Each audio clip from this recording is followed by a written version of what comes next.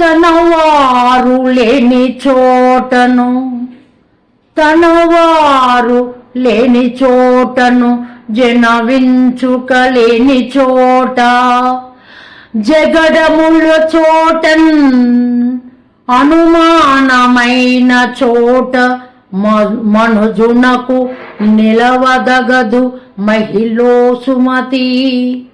ఈ మహిళ ఈ యొక్క జగత్తులో ఎక్కడైతే మన మాటకి విలువ